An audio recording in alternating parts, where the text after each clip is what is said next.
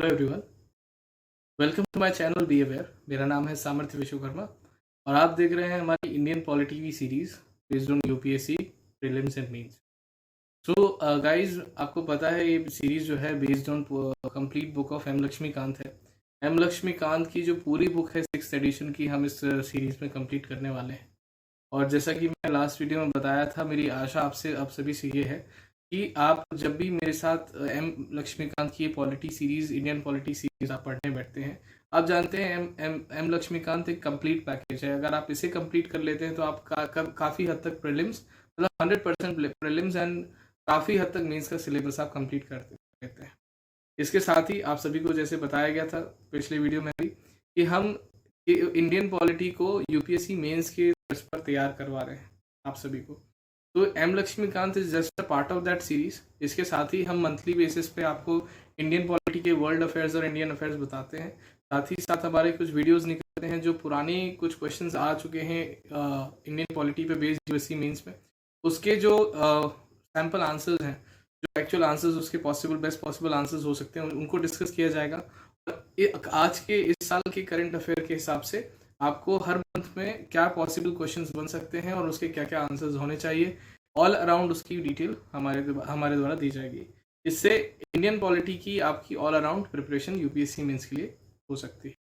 अब last video में, this is the second video of the series, and last video में हम क्या पढ़ चुके हैं, हमने इंडियन कॉन्स्टिट्यूशन का हिस्टोरिकल बैकग्राउंड पढ़ा था कि कैसे ब्रिटिशर्स आए एंड सो ऑन, कैसे ब्रिटिश क्राउन ने कुछ एक्ट्स लागू किए जिससे कि ईस्ट इंडिया कंपनी को कंट्रोल किया जा सके and so on. Last act जो हमने पढ़ा था that was the act of 1786, जिसमें हमने देखा कि लॉर्ड कॉर्नवालिस इंडिया आ चुके हैं और उनकी कुछ कंडीशंस थी, उन्हें कमांडर इन चीफ बनाया जाए और उनकी जो काउंसिल है, 4 मेंबर्स की काउंसिल है, उनके किसी भी डिसीजन को वो ओवरराइड कर सकें।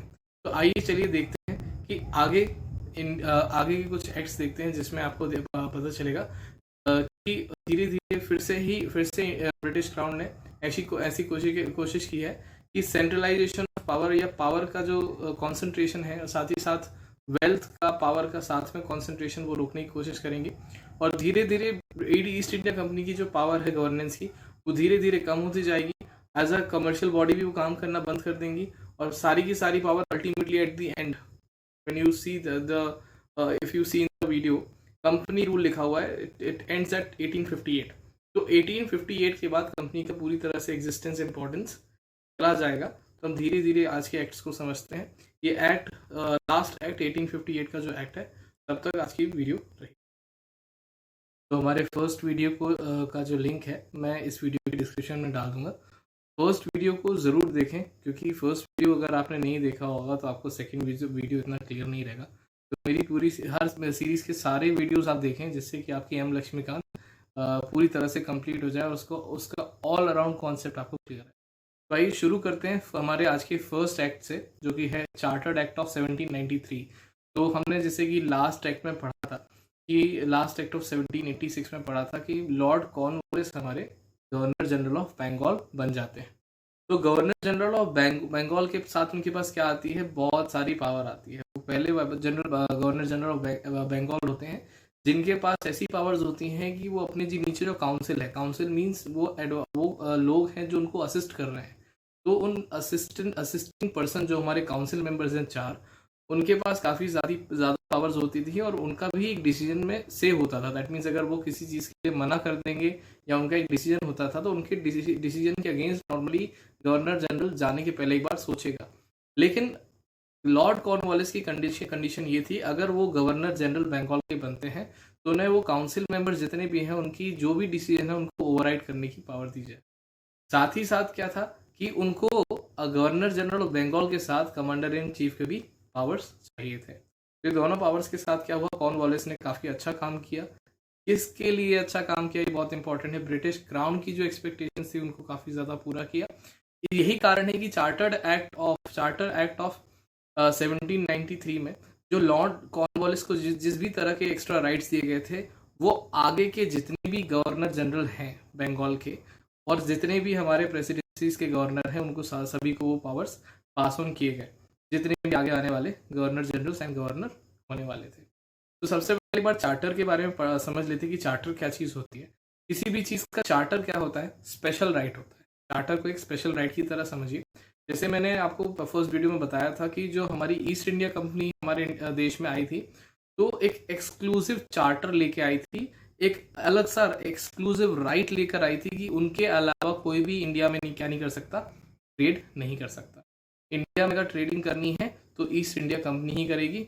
और ईस्ट इंडिया कंपनी किसका रिप्रेजेंटेशन उस वक्त कर रही थी, ऐसी एक्सपेक्टेशन थी कि ब्रिटिश क्राउन की ऐसी एक्सपेक्टेशन थी कि उनकी वो रिप्रेजेंटेशन कर रही है, इसलिए special charter east India company को मिला हुआ था। तो चार्टर एक्ट ऑफ 1793 से समझिए कि कुल मिला के जो स्पेशल राइट दिया जा रहा है ईस्ट इंडिया कंपनी को, वही चार्टर है। चार्टर का एक्ट है 1793 का। तो मैंने पहला आपको जो फीचर है इस एक्ट का वो समझा चुका हूँ कि एक्सटेंड जो हमारी ओवरराइडिंग पावर्स है लॉर्ड कॉर्नवालिस की, वो उनको एक्सटेंड कर दिया गया है। चार्टर एक्ट के बारे में खास बात क्या है कि चार्टर एक्ट हर 20 साल के अंतर में आने वाले हैं। तो जो फर्स्ट 1793 का चार्टर एक्ट है, तो हमारा एक्सपेक्टेड नेक्स्ट ईयर क्या है, 1813, देन 1833 एंड देन 1853। तो इस चार्टर एक्ट के दौरान आप बहुत सारे चेंजेस देखेंगे इंडियन पॉलिटी में। तो जो ईस्ट इंडिया कंपनी की जो पॉलिटिक्स है, गवर्नेंस है, उसमें काफ़ी ज़्यादा चेंजेस देखने को मिलेंगे। तो ये जो चेंजेस हैं उनको फ्लो में समझना ज़रूरी है। अगर समझ आ जाएगा तो याद रहेगा। अगर आपको समझ में आ जाता है कि ये फ्लो क्या है, मैं उसकी डिटेल काफ़ी सिंपल लैंग्वेज में आपको समझाने की कोशिश करूँगा। हाँ, लेकिन ज़रूरी क्या है कि आप अगर मेरे से अभी एम लक्ष्मीकांत पढ़ रहे हैं, तो जैसे कि आप देख सकते हैं, मैं आपको पहले भी ये बात बता चुका हूँ कि मैं पूरी लक्ष्मीकांत आपके सामने प्रेजेंट नहीं कर सकता हूँ। तो आपको अपनी कॉपी लक्ष्मीकांत की अपने साथ बैठना ज़रूरी है, जिससे कि आप जो भी मैं पढ़ा रहा हूँ वो एक्चुअली लाइन बाय लाइन है। पढ़ा तो मैं लाइन बाय लाइन एक्सप्लेन कर रहा हूँ, लेकिन आपको अगर आपके पास हाथ में अगर बुक रहेगी तो आप उसे पढ़कर फिर मेरे थ्रू समझकर बेटर अंडरस्टैंडिंग डेवलप कर पाएंगे।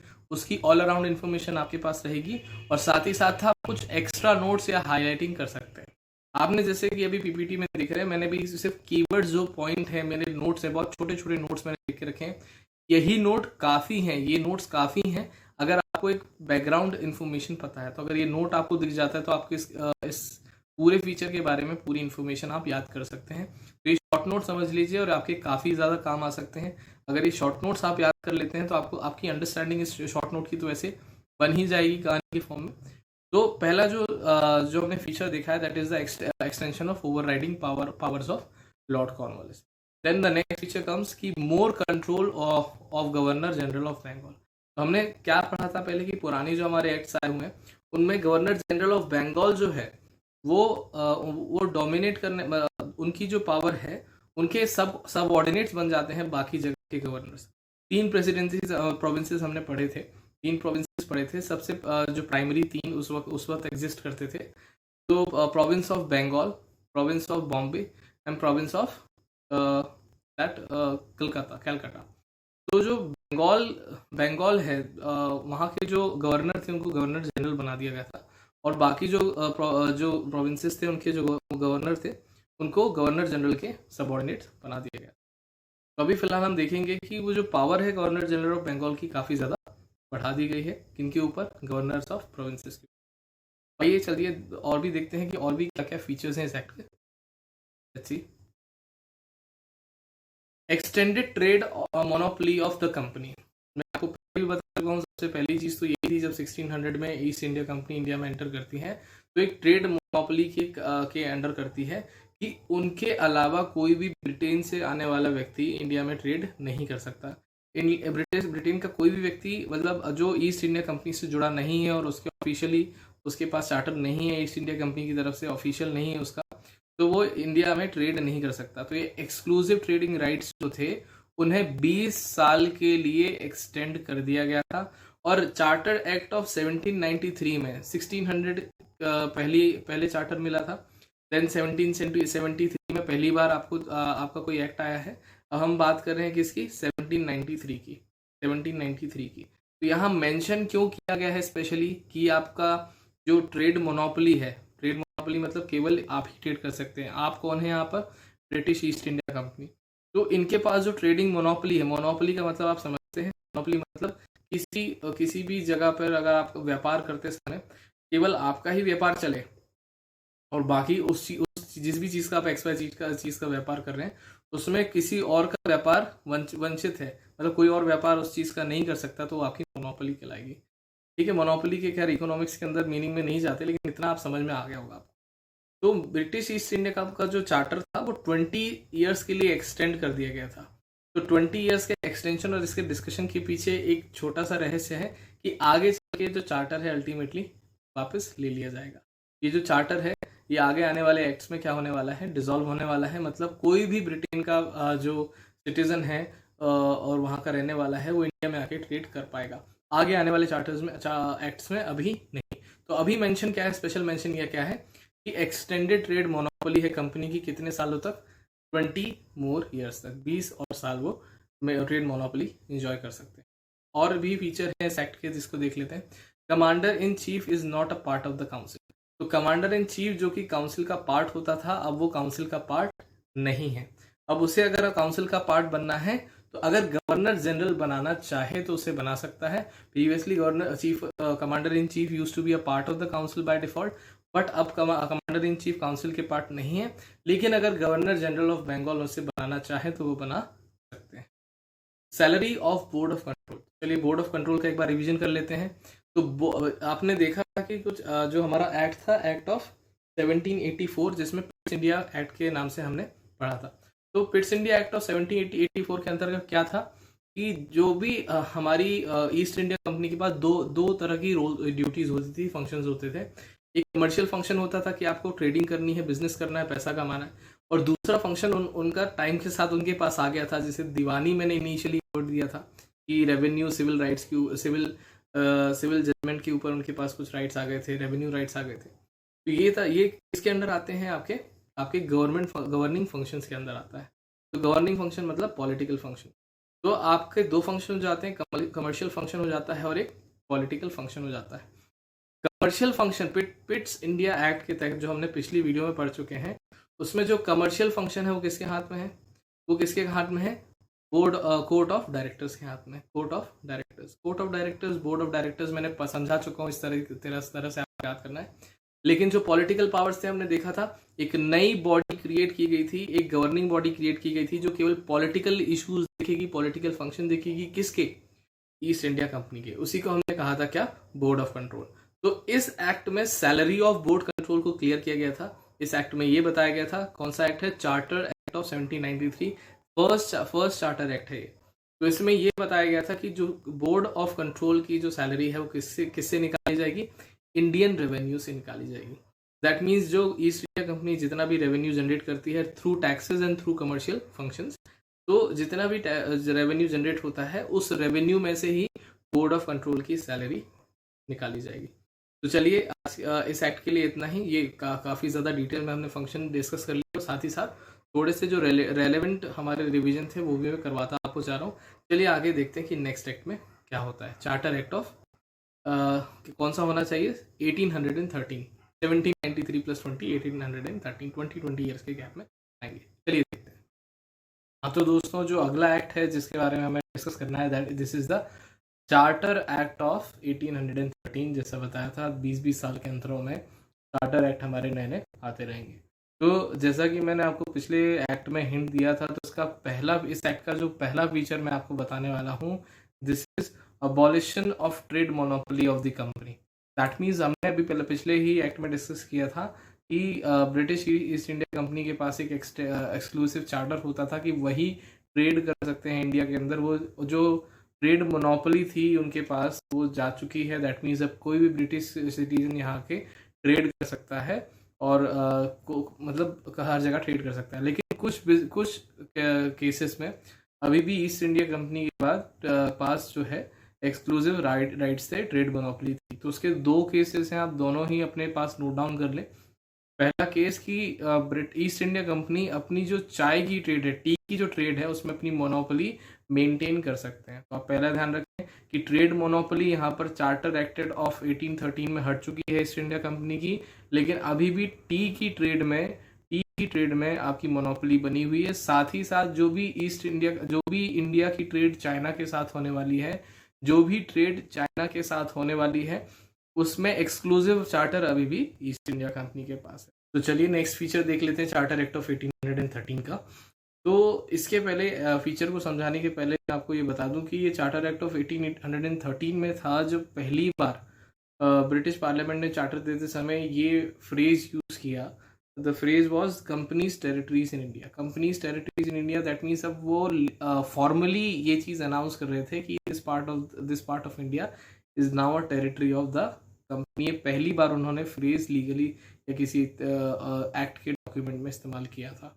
तो ये जो सेकंड फीचर है कि जितना भी हमारा पोजीशन कंपनी की जो टेरिटरीज है, कंपनी की जो एरिया है जहाँ पर कंपनी का टेरिटरी है इंडिया में, उसमें सोवरेनिटी चलेगी किसकी? ब्रिटिश क्राउन की। तो ये बेसिक वर्ड है सोवरेनिटी, सबको मतलब मालूम होगा, जिनको नहीं पता हो बता देता हूँ। किसी भी जगह पर जो सबसे हाईएस्ट पावर होती है वो सोवरेन होती है। ओके, तो सोवरेनिटी ऑफ ब्रिटिश क्राउन मतलब जो हाईएस्ट पावर जो उस जगह पे है, जो उस जगह का राजा है समझिए, वो क्या कहलाएगा? जो भी ब्रिटिश क्राउन है। ब्रिटिश क्राउन मतलब क्राउन जिसके भी ऊपर है, राजा रानी XYZ, तो वही राज करेगा कंपनी की टेरिटरी जो कि कहाँ पर है? इंडिया में है। तो ये एक फीचर हो जाता है आपके चार्टर एक्ट ऑफ 1813 का।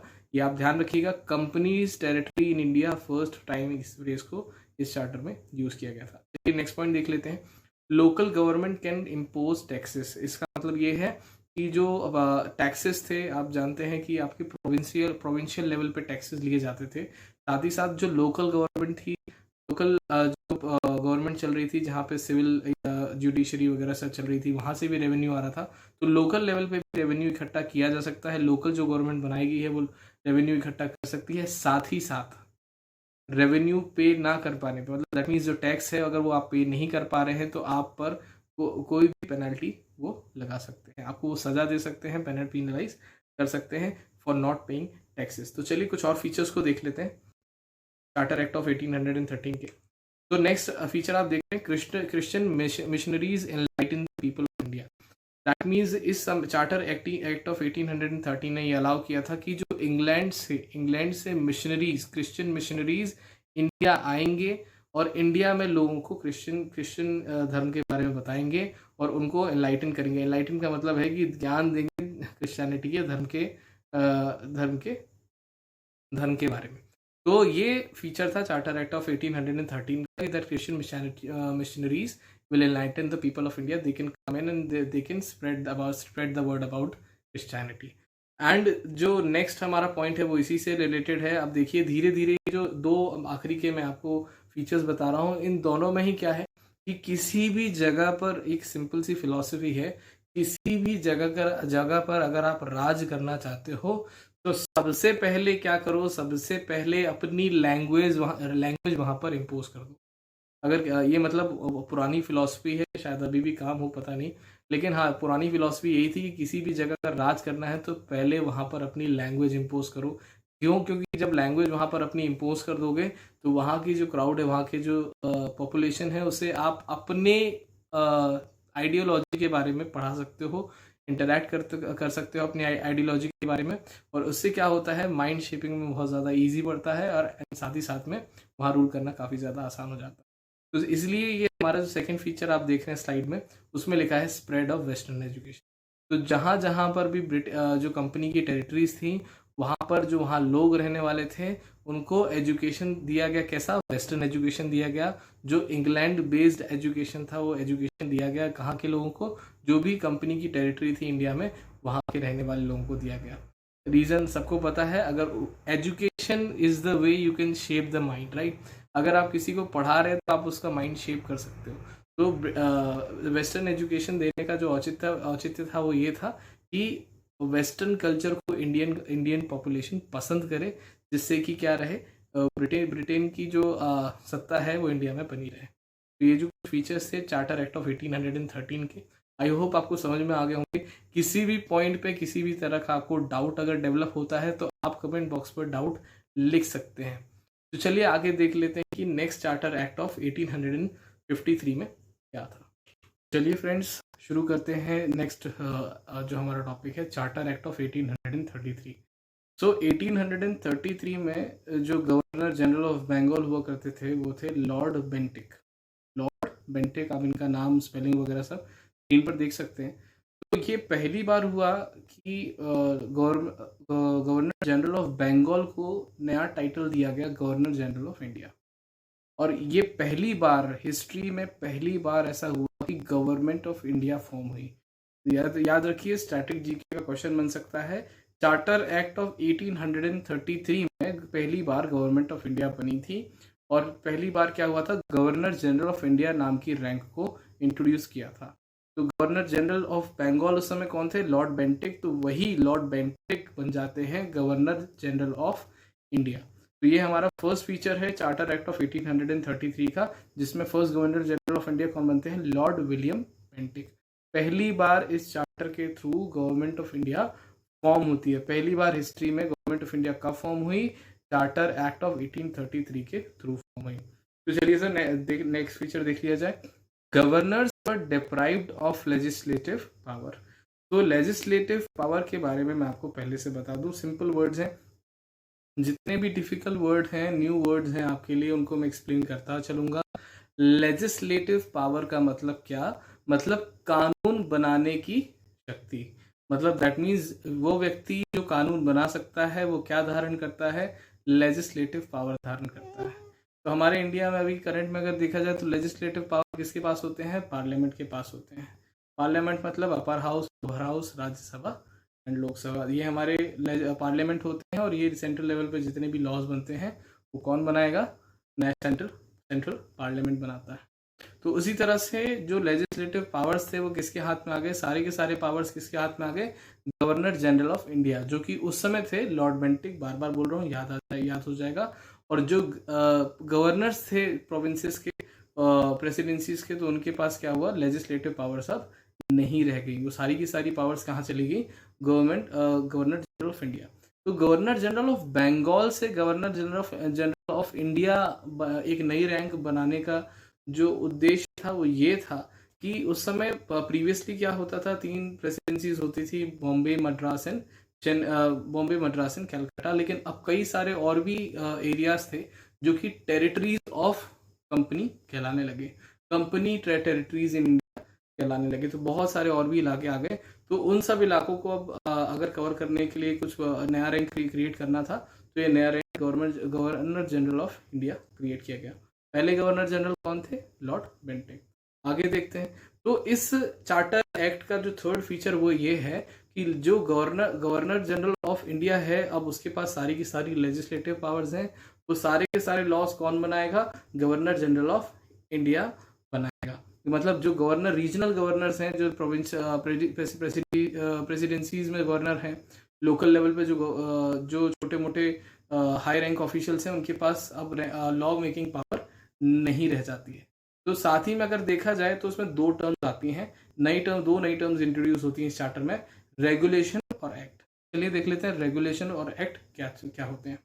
तो चार्टर एक्ट ऑफ 1833 के पहले जितने भी लॉज बने थे, इस चार्टर के पहले जितने भी लॉज बने थे, उन सभी लॉज को बोला गया रेगुलेशन।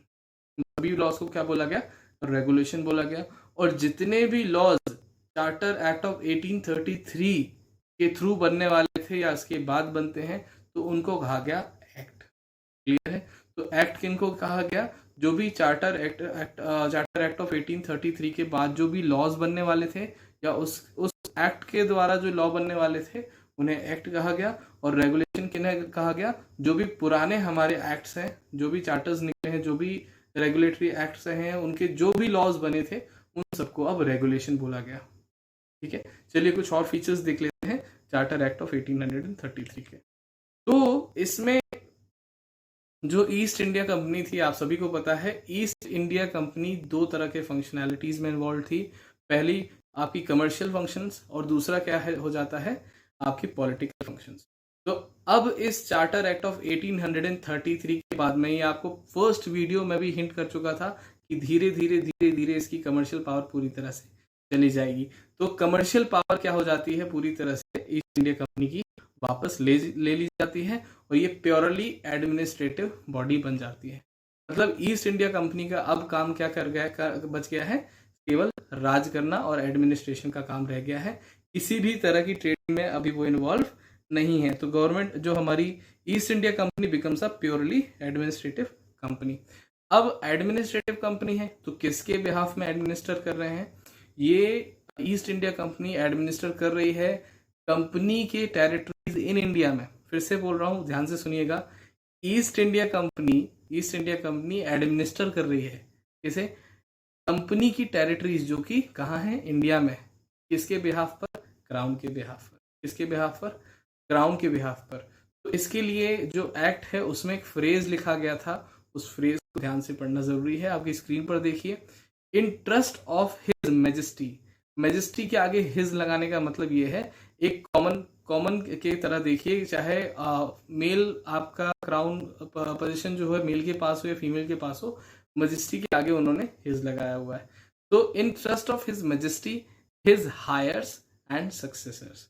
तो मतलब इसका मतलब क्या हो जाता है? ये इन ट्रस्ट ऑफ का मतलब समझिए, इन ट्रस्ट ऑफ आप समझिए अमानत। क्या है इंटरेस्ट ऑफ? मतलब आप समझिए अमानत। तो जो मजिस्ट्री है, जो राजा है इंग्लैंड में, उनकी अमानत है क्या चीज? जो भी हमारी कंपनी की पोजीशन है इंडिया में, वो किसकी अमानत है? ब्रिटिश क्राउन की अमानत है। और ये अमानत किसको दी गई है? ये अमानत दी गई है ईस्ट इंडिया कंपनी को।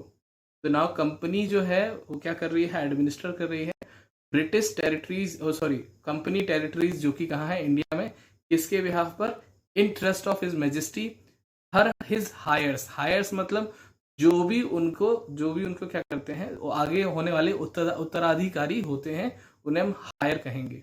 ठीक है, तो जो भी हायर्स हैं मतलब क्या हो जाएगा? उत्तराधिकारी। जो भी उनके उत्तराधिकारी हैं उनके क्या बोलते हैं, उनकी अमानत है। और साथ ही साथ उसके बाद हिज मैजेस्टी के बाद जो भी आने वाले राजा या रानी हैं उनकी अमानत है। तो मतलब दैट मीन्स इससे क्या बचाव हो जाता है? इसको जरा ध्यान से पढ़ने पर ये देखने मिलता है कि अभी जो राजा है, अगर वो राजा नहीं रहे, मान लीजिए अगर उनकी डेथ हो जाती है या कोई दूसरा राजा बन जाता है, तब भी जो नए राजा हैं, चाहे वो उनके वंश के हो चाहे ना हो, जो भी नया राजा बनेगा उसके बिहाफ पर उसकी क्या बन जाएगी? अमानत बन जाएगी, जो कि कंपनी टेरिटरीज है इंडिया की। कौन एडमिनिस्टर कर रहा है? East India company. East India company की जितने भी कमर्शियल फंक्शंस थे वो क्या हो सके हैं? बंद हो चुके हैं। कंपनी का मतलब कुल मिला के क्या? एक कंपनी मतलब क्या है? बेसिकली आप अपने दिमाग में क्या रखते हो? एक कमर्शियल बॉडी को कंपनी कहते हैं। तो अब कंपनी क्या नहीं बची? कमर्शियल बॉडी ही नहीं बची। अब वो क्या हो गई? प्योरली एडमिनिस्ट्रेटिव बॉडी हो गई। आपको आई थिंक ये समझ में आ गया होगा। In trust of his majesty his heirs उत्तराधिकारी एंड सक्सेसर्स मतलब जो भी आने वाले राजा रानी है। तो ये जो आखिरी फीचर है इसको एक बार ध्यान से पढ़ लेते हैं।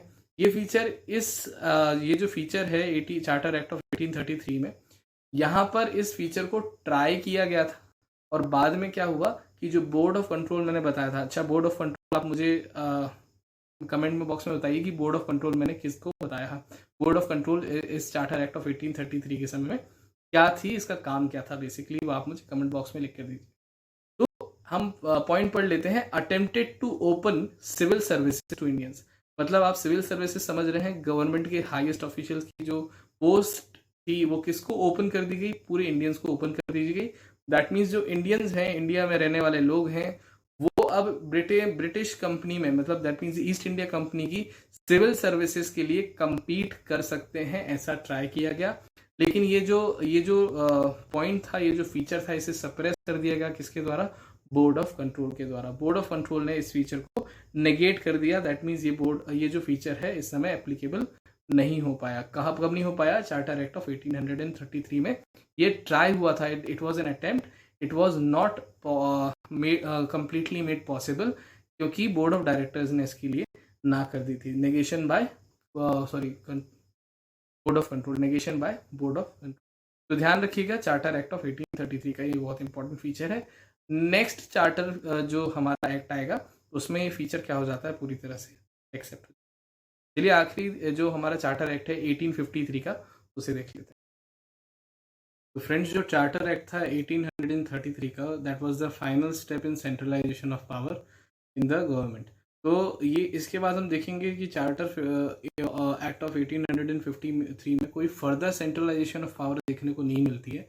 लेकिन जैसे ही उसके बाद हम बाद के एक्ट्स देखेंगे जहाँ पर क्राउन रूल लागू हो जाएगा, तो उसमें डिसेंट्रलाइजेशन ऑफ पावर अगेन आपने को देखने को मिले। तो सेंट्रलाइजेशन ऑफ जो ऑफ पावर है वो देखने को मिली थी कहाँ पर? आपका बैक इन 1773 से लेके last act charter act of 1833 तक देखने को मिली थी।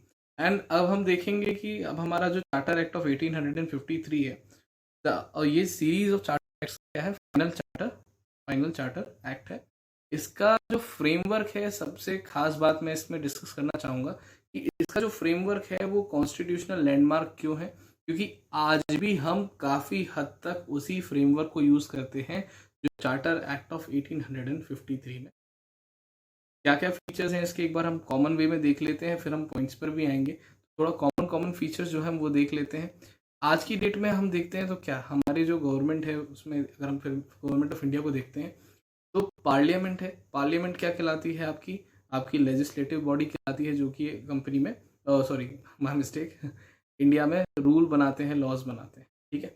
उन लॉज को इम्प्लीमेंट करने की जो जिम्मेदारी होती है वो किसके हाथ में होती है, एग्जीक्यूटिव के हाथ में होती है। तो ये दोनों ही चीज़ें पहली बार सेपरेट फंक्शंस की तरह, मतलब एग्जीक्यूशन दैट मीन्स जो लॉ बने हैं उनको इम्प्लीमेंट करना, उनका चेक करना कि वो सही से इम्प्लीमेंट हो रहे हैं कि नहीं प्रॉपर। उसमें फिर जितने भी पोर्टफोलियोज अभी बताए थे कि पिछले एक्ट्स में पोर्टफोलियो इंट्रोड्यूस किया गया, तो पोर्टफोलियो अपना अपना संभालना प्रॉपर तरीके से। तो ये एग्जीक्यूशन का काम होता है, लॉज बनाने का जो काम होता है वो क्या कहलाता है, आपका लेजिस्लेचर कहलाता है। तो पहली बार ऐसा हुआ था कि लेजिस्लेटिव फंक्शंस को और एग्जीक्यूटिव फंक्शंस जो काउंसिल थे उनको अलग अलग बताया गया था। तो चार्टर एक्ट ऑफ 1853 का पहला फीचर हो जाता है separated legislative executive function of council.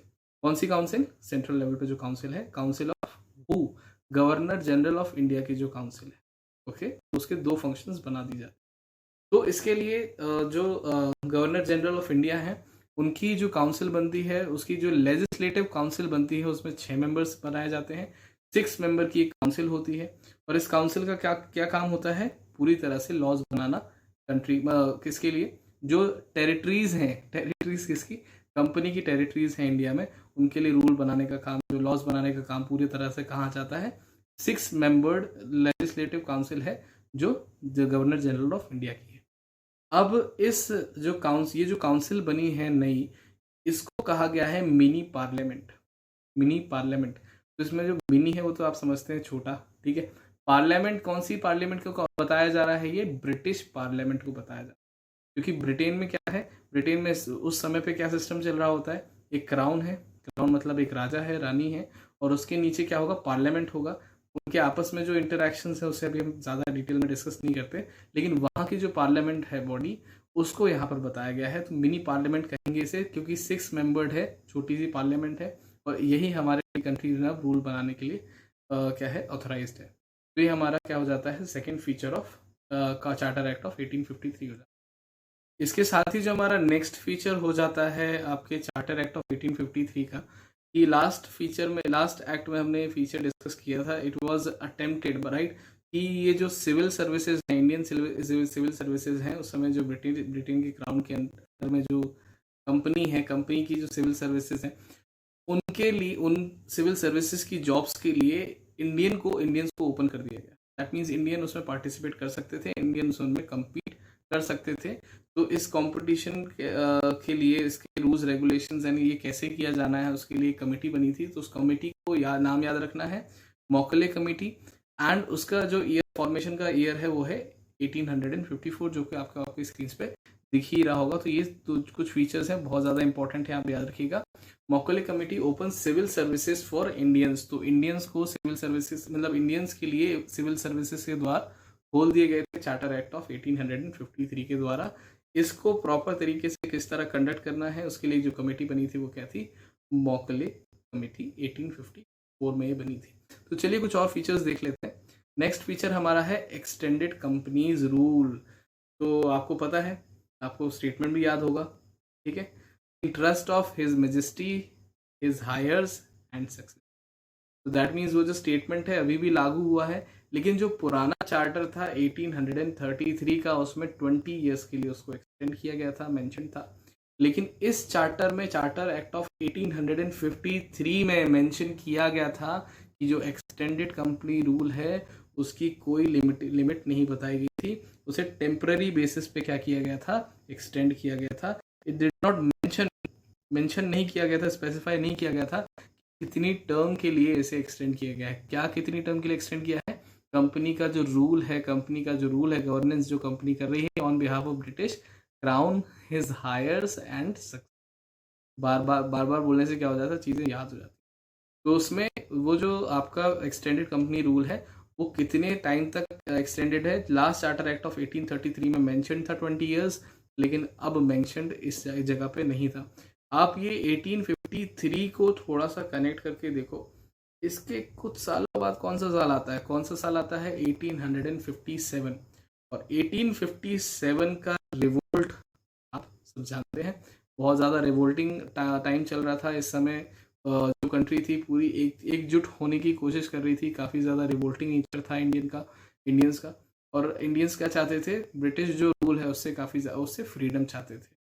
तो इस समय क्या था कि बहुत ज़्यादा रिवोल्टिंग नेचर था यहाँ का। जो सिविल सिचुएशन थी वो उतनी ज़्यादा कंट्रोल में नहीं थी, बहुत ज़्यादा कंट्रोल में नहीं थी। इसलिए ब्रिटेन जानता था कि कभी ना कभी कुछ भी हो सकता है, और ये सही समय है जिससे कंपनी जो रूल कर रही है इंडिया में, उस रूल को पूरी तरह से किसके हाथ में दे दिया जाए? ब्रिटिश क्राउन के हाथ में दे दिया जाए। केवल इसी वजह से क्या है, कंपनी का रूल जो एक्सटेंड किया गया था उसकी टर्म को स्पेसिफाई नहीं किया गया था। तो इस फीचर की पूरी कहानी आप याद रखें। ज़रूरी है कि इससे क्या है कि टाइमलाइन पूरी समझ में आ जाएगी। जैसे मार्वल की मूवीज़ आप लोग देखते होंगे, मार्वल की जो मूवीज़ हैं अलग अलग टाइमलाइन की मूवी आगे पीछे रिलीज हो जाती है, लेकिन अल्टीमेटली कनेक्ट हो जाती है, राइट? तो उसी तरह से आप अलग अलग चीज़ें, अगर अलग अलग सब्जेक्ट्स भी पढ़ रहे हैं, हिस्ट्री पढ़ रहे हैं और पॉलिटी पढ़ रहे हैं, तो आप अलग अलग बुक से पढ़ें, लेकिन कहीं ना कहीं आपको टाइमलाइन मैच करती हुई मिल जाएगी। चलिए कुछ और फीचर्स देख लेते हैं।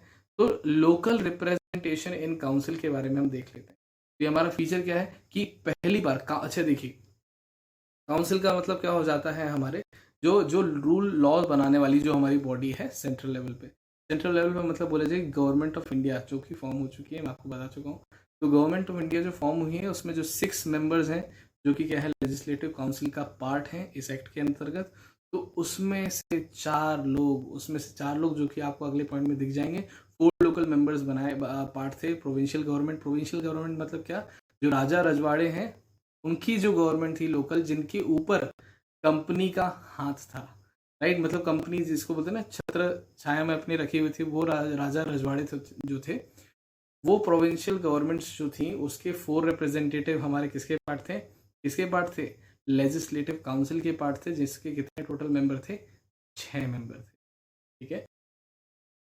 और ये जो 4 मेंबर्स थे लेजिस्लेटिव काउंसिल में, 6 में से, तो वो कहाँ किन प्रोविंशियल गवर्नमेंट्स में से थे? वो हर एक जो थे, एक मद्रास से, एक बॉम्बे से, एक बंगाल से और एक आगरा से। तो 4 प्रोविंशियल गवर्नमेंट थी, और उनमें से एक मेंबर को लेजिस्लेटिव काउंसिल का मेंबर बनाया गया।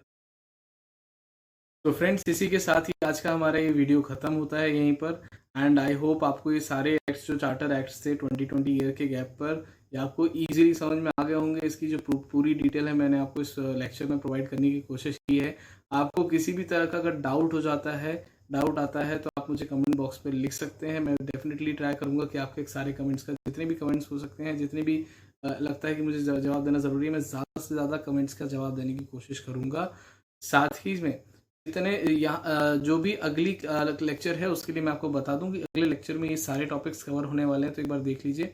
तो गाइस, जो हमारा नेक्स्ट वीडियो आने वाला है वो आने वाला है इन फॉलोइंग टॉपिक्स पर, जो आपकी स्क्रीन पे दिख रहे हैं। Government of India act of 1858, Indian councils act of 1861, Indian councils act of 1892, Indian councils act of 1909।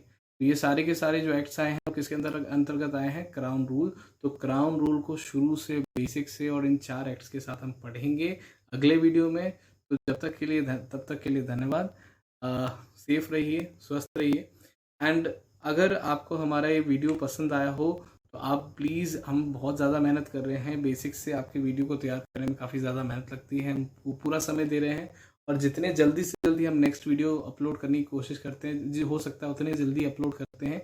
दिन में 2 से 3 वीडियो अपलोड करने की हमारी पूरी कोशिश रहती है, जिससे कि एम लक्ष्मीकांत की बुक बहुत जल्दी ही पूरी तरह से आपके पास कवर हो जाए और फ्रीली अवेलेबल, पूरा एक्सप्लेनेशन के साथ आपके लिए अवेलेबल हो जाए।